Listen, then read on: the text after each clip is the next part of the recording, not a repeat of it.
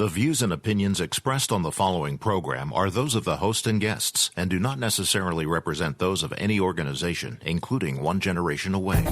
The freedom of a people to choose its leaders is the root of liberty. Keep alive this experiment in liberty. Liberty, in case you've forgotten, is the soul's right to breathe. Government should be very minimal in protecting liberty. Peace cannot be purchased at the cost of liberty. The sturdy ground of liberty. Liberty once lost is lost forever. Fight for their liberty and for our security. Guarantees individual liberty. This great republic, born alone in liberty. Liberty. Liberty. Liberty. Liberty. Liberty. Liberty. Liberty. Liberty. Just how much do you want liberty? This is Liberty Nation with Tim Donner, a production of LibertyNation.com. cutting through the double talk, taking on the topics, going after what the politicians really mean, and making it all clear. For your freedom and your liberty. Liberty Nation with Tim Donner. Biden's early days, Breaking Bad. Welcome back into Liberty Nation Radio, a production of LibertyNation.com and heard from coast to coast on the Radio America Network. I'm Tim Donner, senior political analyst at LibertyNation.com. Joe Biden works through the first 10 days of his presidency, issuing a boatload of executive decrees while his party prepares to put former President Trump on trial, tries to expel two senators who supported Trump. Big media provides the expected fawning coverage of the new president, and big tech and corporate America expand their censorship of conservatives. We'll examine what Biden has done so far and how the public is reacting, and analyze just how hard will be Biden's burden, erasing Trump's legacy. We'll be joined by LibertyNation.com managing editor Mark Angelides and by legal affairs editor Scott Cosenza for Talkin' Liberty. Say what? Say what? Say what? One more time. We commence the proceedings with our signature segment, Say What, where we roll out some of the most wacky, astonishing, damnable, and ultimately revealing things uttered by politicians and the chattering class. It's becoming increasingly difficult to harmonize the words of Joe Biden with his actions and those of his party in the first 10 days of his nascent presidency. He has so far essentially governed by decree, executing some 36 executive orders, most of them reversing what the left considers the most egregious Trump policies, all delivered in carefully pre-scripted appearances by the new president, always on teleprompter. This week, Biden designated each day to one particular issue, from climate change, featuring the return of former Secretary of State John Kerry as special presidential envoy for climate, to the most explosive topic of all, racial justice. The moment had arrived as a nation where we face deep racial inequities in America and systemic racism that has plagued our nation for far, far too long. I said that over the course of the past year that the blinders have been taken off the nation, the American people. What many Americans didn't see or had simply refused to see couldn't be ignored any longer.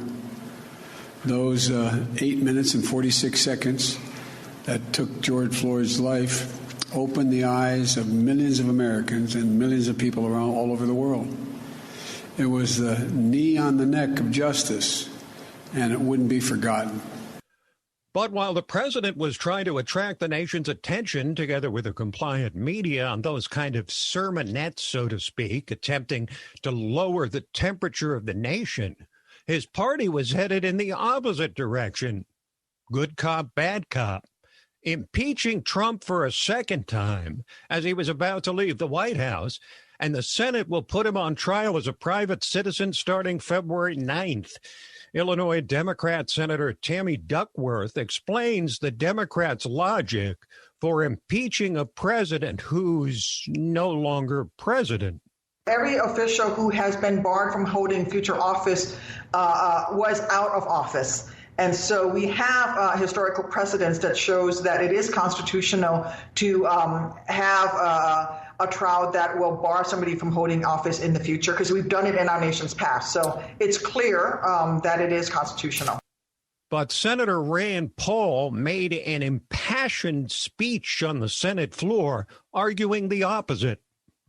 In a few minutes, I will insist on a vote to affirm that this proceeding we are about to enter is unconstitutional, that impeachment of a private citizen is illegal and essentially a bill of attainder, and that no sense of fairness or due process would allow the judge in the proceeding to be a partisan Democrat already on favor of the impeachment. A sham, this is, a travesty. A dark blot on the history of our country. Shame. Shame on these angry, unhinged partisans who are putting forth this sham impeachment, deranged by their hatred of the former president. What's a bill of attainder, you might ask? Well, it's essentially singling out a person or group of people and declaring him or them guilty of some crime and punishing them after the fact. It's specifically prohibited in the Constitution because it amounts to nothing less than pure retribution. But attempting to keep Trump from ever being able to run again is just part of the left's plan. They want to expel two of Trump's most ardent supporters in the Senate for daring to ask for an audit of the election. Leftist heartthrob AOC articulated the progressive perspective with her friend Chris Cuomo on CNN. Let's bring up a vote to expel Ted Cruz and Josh Hawley from the Senate. You think they should be out? Because if we've got time on our hands, then we should be actually bringing justice to the members of Congress and the members of the Senate who also help support this insurrection. You think they should be out? Let's not. They absolutely.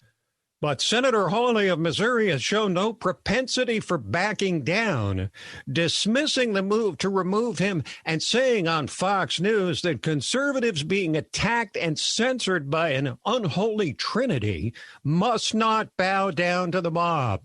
Now we've got big tech and the big corporations in league with the left. And what they're basically saying is, listen, if you don't hold the right opinions, then you're not going to be able to be on social media. You're not going to be able to get a job, maybe. You're not going to be able to communicate. If you have a small business, you're going to get boycotted. It is an unbelievable attempt by big business, big tech, and the left to try to censor all dissent, to try to shut down all opposition, to try to silence half of America.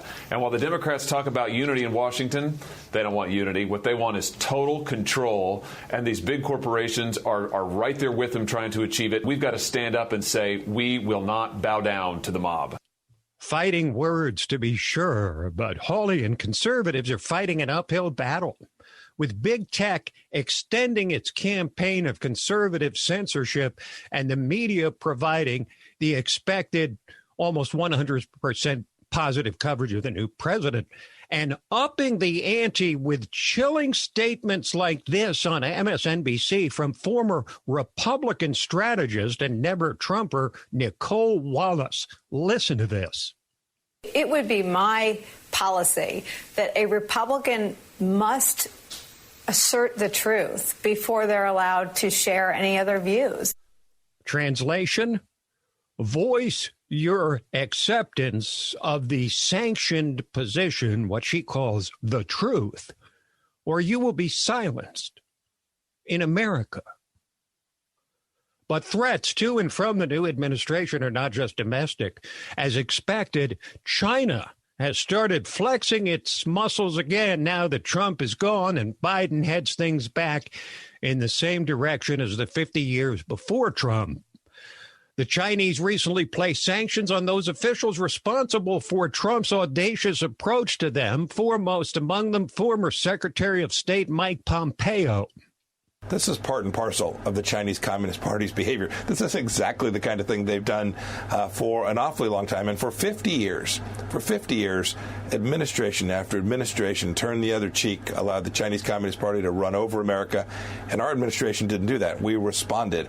And I think the CCP is hoping that we will have been an anomaly, that we will have been one administration for 4 years that challenged them, that confronted them, that protected the American people. And so I think they wanted to impose sanctions on those individuals who executed our administration's policy and implemented it in a way that will cause anyone else, not just the current administration, but those who come behind, people in business, will say that there's a cost if you challenge China. Censorship at home and a return to a relaxed approach to our greatest adversary in the world. Buckle your seatbelts, folks. We're only 10 days in to the Biden presidency. Quick break, and then we'll return to analyze just how these first days of Biden and his many executive decrees have gone over with the American people. Liberty Nation with Tim Donner. Stay ahead of the curve with LibertyNation.com. With one click, Liberty Nation delivers tomorrow's news. And remember, liberty. Today. All the time and everywhere. With LNTV's Hot Topics and Analysis. You're looking at people just rising up. Liberty Nation Radio, The Uprising and Rabbit Hole podcasts, and dozens of insightful original articles. And now, you can keep your kids ahead of the curve with LNGenZ.com. LN Gen Z brings a free-thinking education right into your home for students of every grade level with articles, videos, worksheets, and ready-to-go curricula. While the media establishment giants are sleeping, you can stay ahead of the curve with LibertyNation.com and get tomorrow's news today.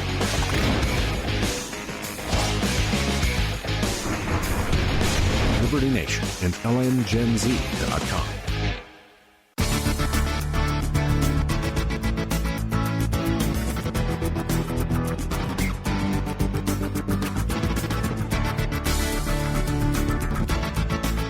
We believe that all men are entitled to blessings of liberty. This is Liberty Nation with Tim Donner. So it's clear that those officials mapping out the early days of the Joe Biden presidency have a plan, a detailed game plan on how to roll out initiatives in orderly fashion and limit the public exposure of the new president. And one thing is clear, with a record number of executive orders for such a new president, Biden is given to governing by decree and will not be put off by how reversible those decrees are by future presidents. But just how popular are the things he has commanded from the Oval Office in these early but revealing days as chief executive? LibertyNation.com managing editor Mark Angelides has been crunching the numbers and putting them under the microscope, and he joins us now. Hello, Mark. Hi, Tim. Thanks for having me on. Always a pleasure. So, Mark, which of these decrees, these executive orders in the early days of President Biden stand out as the most and least popular? Let me ask that again because I didn't put on my silencing. So, Mark, which of these decrees, these executive orders in the early days of President Biden stand out as the most and least popular? It's a bit of a tough choice. In terms of popularity, obviously, you have a difference between what the media finds popular and what the actual American citizens find popular. But media-wise, the one that's really garnering a lot of attention for popularity is the reversal of it wasn't quite a ban on transgender folk in the military, but the reversal of Trump's position on that. That seems to be doing popularly well amongst the media. Quite how it's doing amongst regular Americans, we don't really know. Nobody's really been brave enough to ask that question. But in terms of what is least popular, well, now, fortunately, we have a lot of polling that can give us an indication on that. So the big three would be the migrant caravans. So, of course, this ties in with Joe Biden's executive order on deportations, a pause on deportations as part of a larger immigration strategy. So, for example, the American people in the polling say that it's by a 2-to-1 margin that voters are opposed to just letting the caravans come over the border. That's 2-to-1 margin. At least without any proper procedures. Or there's the Paris Climate Accord, which gains major plaudits amongst other world leaders, who are all very congratulatory of President Biden for rejoining or making efforts to rejoin. But more than 50%, I think it's 52% of polled Americans think this is going to cost jobs in both the short term and the long term. But possibly the most unpopular and the one with the most immediate effects is the Keystone Pipeline. Here, we're already seeing people in that sector lose jobs, being laid off. And I think for a president that puts the economy as one of the 4 crises that he's looking to deal with, this particular executive order is going to come back and haunt him. Okay, so here's one thing we could see coming after 2 Trump impeachments. An article of impeachment introduced against Joe Biden in his first week in office. And this is why we can't have nice things, Tim. This is the exact reason. It had to happen. Democrats, they've opened the Pandora's impeachment box. So Trump, he's out of office. So the original pleading that Democrat after Democrat stood up in the House to make, that unless President Trump is removed immediately, he will abuse the office and it could be very dangerous. I even heard a tale of Nancy Pelosi worrying about the nuclear codes. But now he's out of office. All this is moot. So they've changed tack to aim at making sure that President Trump can never run again. Now, there's been some heavy-duty constitutional scholars. You've got Jonathan Turley, Alan Dershowitz, who say that impeachment is only for the removal of the president and not to punish. So, obviously, with Democrats looking to change the rules here for personal political gain, they've left themselves open to it. Now, Mark, Democrats work very hard to gain control of the Senate, and they still control the House, albeit by the slimmest of margins in both chambers. But why do you think, with control of both chambers of Congress, Biden is so focused on temporary executive orders instead of permanent change in the law through legislation? Let's start with a couple of quotes on that one, shall we, Tim? I'm sure you remember, but in I think it was early 2017, Barack Obama was giving advice secondhand through to President Trump. And he was saying that the use of executive orders, it would show that you can't get things done in Congress. So he should use it sparingly, even though, of course, Barack Obama is famous for the phone and the pen. And another one I want to look at is, let's see if you know who this one is. I've got it written down here, actually. I have this strange notion we are a democracy. If you can't get the votes, you can't legislate by executive order unless you're a dictator. We're a democracy. We need consensus. Who was that? I don't know who that. I'm surprised I don't know, but I don't. Well, it was a very long time ago in October 2020, and it was Joe Biden. So that was it in one of the debates. Now, granted, he was talking about taxes at the time, but I think the principle still applies. So when he's saying this kind of thing, my best guess is that for all of his promises about being able to work across the aisle, he's afraid of failure. I mean, he's pitched his whole presidential persona on being the guy that could work with the GOP. He could get things done because of his decades of experience in the Senate. And if he's weighed and measured in this and he fails, he's got to be wondering, where does he go from there? So I think that's why he's relying more heavily on executive orders, more so than anybody else by the looks of it. Thank you for joining us, Mark. A pleasure, Tim. Thanks for having me. Mark Angelides, managing editor for LibertyNation.com. Quick break, and then we'll return to discuss what it will take for Joe Biden to do what he so desperately wants to do: erase the legacy of President Donald J. Trump.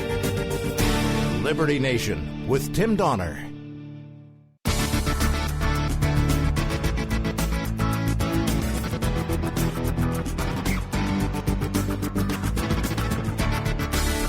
Far more important than my political future and far more important than yours, the well-being of our country.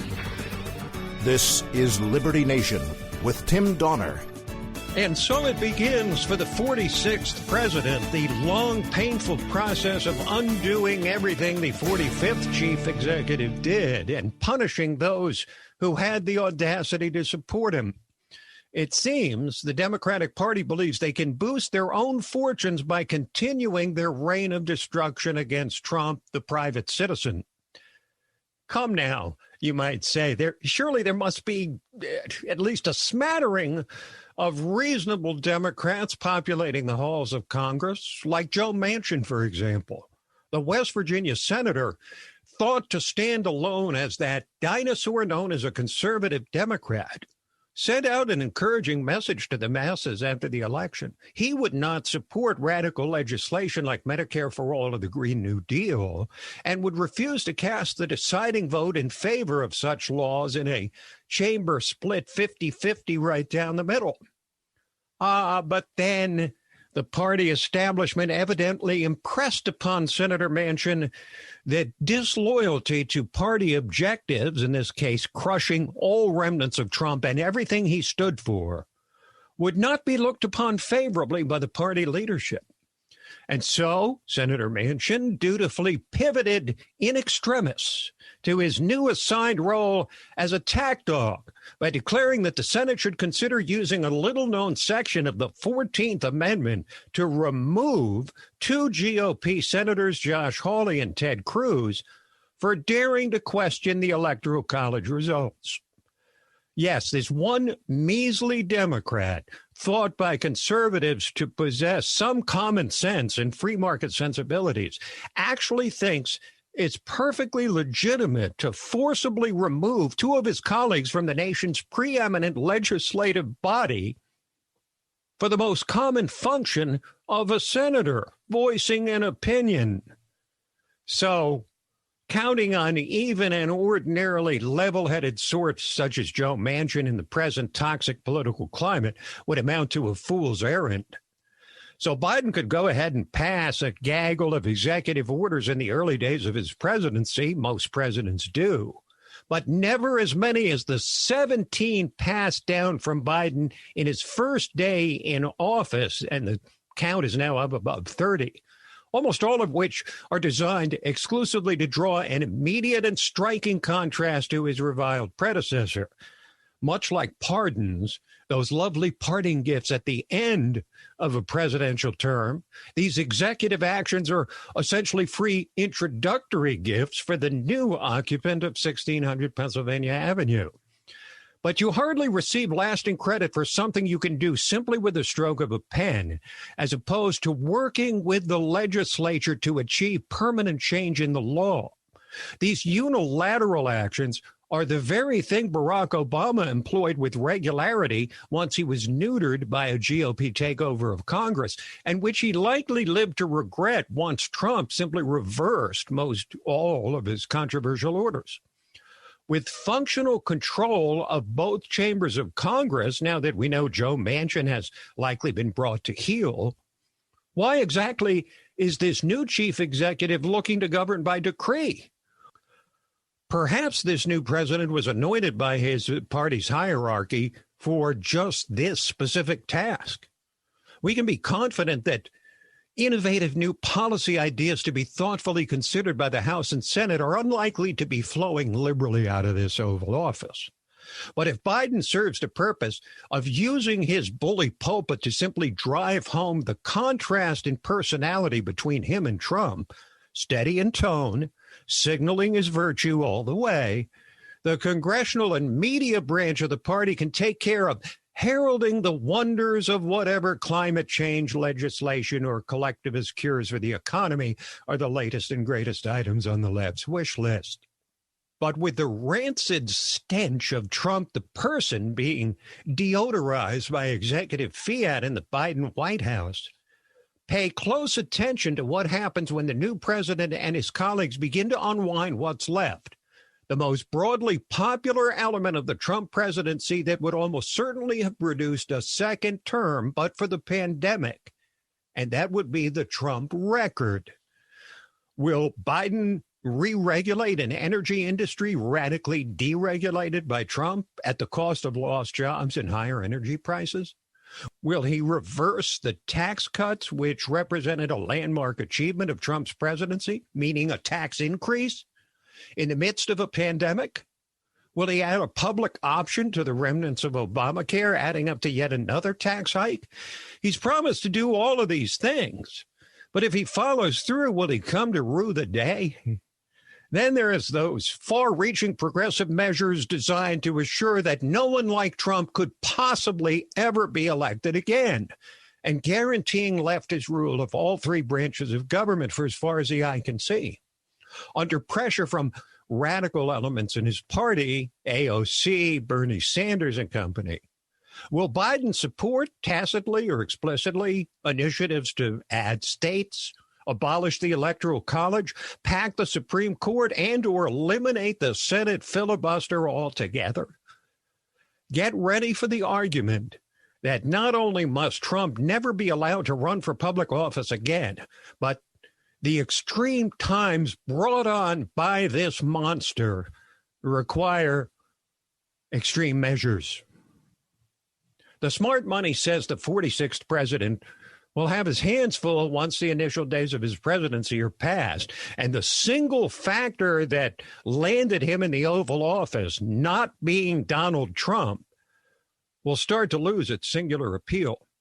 It's then, and only then, when we will experience the full measure of the Trump presidency and the lasting imprint it's left on the body politic and the country itself.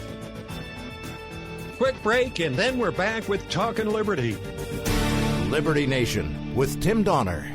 Exhausted by all the fake news? On LibertyNation.com's YouTube channel, facts and fresh, bold analysis are what you get without the leftist spin. Subscribe today to the LibertyNation.com YouTube channel and get our Ellen Radio, syndicated from coast to coast on the Radio America Network. Listen to all the big names in politics with your host, Tim Donner. LNTV, the right analysis with our Liberty Nation authors from across the globe. The Uprising Podcast, fun and entertaining commentary on what's really going on in the swamp with Scott Cosenza and Tim Donner. All this and more when you subscribe to the LibertyNation.com YouTube channel today. Stay ahead of the curve with LibertyNation.com. With one click, Liberty Nation delivers tomorrow's news. And remember, liberty. Today. All the time and everywhere. With LNTV's hot topics and analysis. You're looking at people just rising up. Liberty Nation Radio, the Uprising and Rabbit Hole podcasts, and dozens of insightful original articles. And now, you can keep your kids ahead of the curve with LNGenZ.com. LN Gen Z brings a free-thinking education right into your home for students of every grade level with articles, videos, worksheets, and ready-to-go curricula. While the media establishment giants are sleeping, you can stay ahead of the curve with LibertyNation.com and get tomorrow's news today.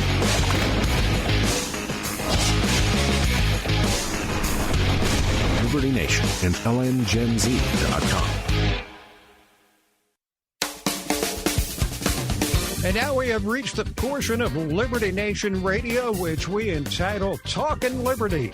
It's when we're rejoined by our regular contributor, constitutional lawyer, LibertyNation.com legal affairs editor, and most recently our man on the ground at the inauguration of Joe Biden. Welcome back, Scott Cosenza.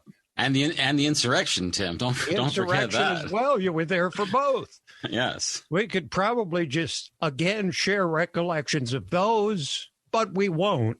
Instead, let's talk liberty and the fate of a man's bump stock apparently lies with an on bank, and how great it is that I can use on bank in the first story because I like to show off, with my French, Scott.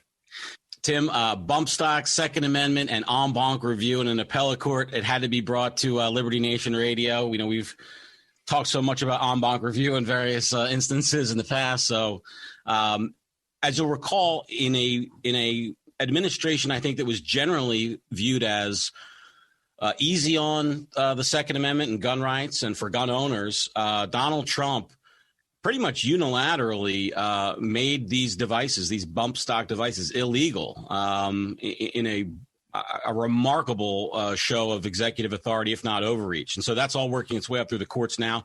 This guy is the last person who's been legally allowed to have a bump stock because he's the head of the Utah firearms group that's suing. And so he was allowed to hold on to it while they kind of work things out, and they're still working things out. But unfortunately, it looks like he's going to have to turn in his bump stock for destruction instead of being able to hold on to it.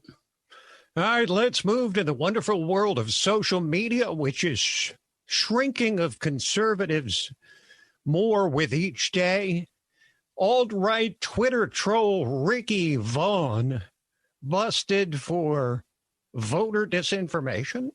Yes, Mr. Vaughn's given name is Mr. Douglas Mackey, and he was arrested by the FBI, Tim, for the creation of memes. And I have to say, as I was reading through the criminal complaint against him, again, this is a criminal prosecution, arrest. They were fashioned in a way to make fun of the Hillary Clinton supporters who didn't understand that you had to vote in a prescribed way by law, that you couldn't vote via text message or via Facebook, which is what the joke of the memes were. Now, the FBI takes it as if that was a genuine attempt to kind of frustrate people's attempts to vote rather than make hay of ignorant people or just to amuse folks on the right. He now faces up to 10 years in prison for the alleged crimes. So, Scott, is there any evidence that this is the leading edge with the camel's nose under the tent of starting to try and shut down people simply for exercising their free speech if they happen to be conservative? Or is that a dramatic overreaction to this individual instance? I read the complaint and I read the statute, and it seems like a stretch. If it'd be one thing, I think, if there were plenty of prosecutions on hand that we could think of where people who were not Trump allies or defenders were prosecuted thusly. We'll have to see if more reporting bears out whether that's true, but I haven't seen any cases similarly situated yet on the other side of the aisle. So to use a statute that's basically designed to punish kind of barbaric civil rights abuses for tweeting some memes that one created, it doesn't look great, Tim. Now, the cops have been told down in Florida that and this is much to your delight, they've been told that they must destroy the illegal surveillance videos from that famous spa visited by Robert Kraft, owner of the Patriots and famous billionaire. Well, politician state attorney David Arenberg, sort of his last hold on the case was to keep these tapes in the hopes that they would be able to get out. I think is not been established in court, Tim, but I mean, I can read a newspaper as well as anybody. And if you pay attention to this case, you know that it was a political hit job from the jump. And it was designed not to, as the state authorities would have you believe, under the heroic motivations of eliminating or reducing or prosecuting at least trafficking of women or minors, but instead it just involved some humdrum, relatively staid sexual act for money with people well into their approaching their senior years of both parties. And it seemed like Mr. Kraft's affiliation with Mr. Trump led this politician to think that he was going to, make a stand on it and get to higher office. And so Robert Kraft has received the quality of justice that everybody should receive. But unfortunately, it takes, I'd love to see the bill for that defense, Tim, all into now. It has to, run well deep into the seven figures. So for this relatively minor charge, to make sure that his image wasn't shared with the media. So is this DA from Palm Beach County announced his candidacy for governor yet, Scott? Oh, I think he's going to maybe wait another cycle, Tim, till the stink hopefully blows off him. Or maybe until Mr. Kraft passes away. I imagine he would be helpful in funding a challenger to that, to Mr. Arenberg's office. I have few doubts about that now.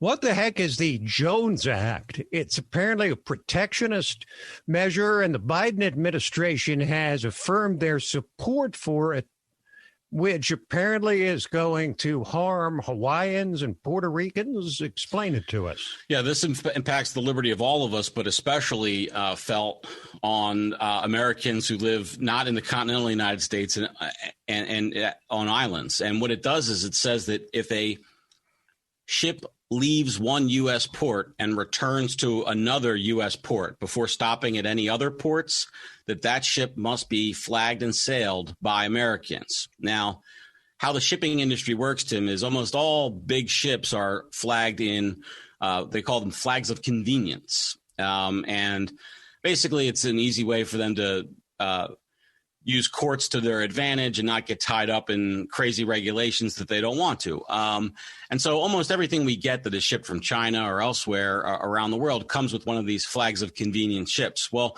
it's a massive increase in prices if you have to require that it's a U.S. ship with and a full U.S. crewed vessel.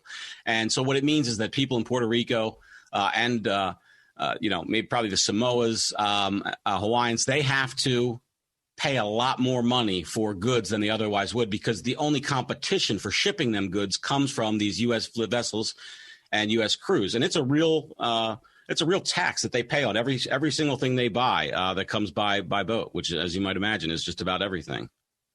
So that means that Joe Biden is really kind of like Donald Trump. He's protecting Americans, Scott. America first. It's one of those competing interest things. I'm assuming that the union, the ship with the merchant marine, I guess, or whatever, the shipping unions are more powerful than the Puerto Rican constituency, because that seems to be the only reason why he would do it. They talk about safety all the time and security, but that's a lie, because these foreign vessels come into U.S. ports all the time from foreign ports, just not directly from a U.S. port. So the only reason to keep it is for protectionist purposes. So that's the choice that Biden has made. And as the nation starts to become widely vaccinated, I guess we're at about 1 million a day now, which is apparently what the new president has set as his goal. It seems that the COVID has disproportionately affected communities of color as the numbers come out. And Oregon, apparently in response to this or for some other reason, is weighing race-based vaccine preferences. This is from the state's COVID-19 Vaccine Advisory Committee, which the state is not compelled to accept their recommendations, but they've signaled that they are going to accept their recommendations. And I just think it's something to talk about if you have our elected officials, Tim, repeating early and often that it's a racist society, that minorities can't get a fair shake. What's the natural outgrowth of that is we have to have more and more preferential treatments for minorities, down to medical care. Why wouldn't it be the case? And I just think this is a natural, logical extension. It might be rebuffed now or held illegal now, but how far into the future will it be when we see this kind of preferential treatment as well? Okay. Thank you, Scott. Thanks, Tim. This program, Liberty Nation Radio and LibertyNation.com's own podcast, The Uprising, hosted by Scott, and The Rabbit Hole, Politics and Prose with Mark Angelides, who you also heard on today's program. All of them available on demand at LibertyNation.com and from fine podcast providers everywhere. So that is it for this week, but we'll be back at you next week, same time, same station. Till then, this is Tim Donner saying stand up for liberty. And we'll see you next time on Liberty Nation Radio.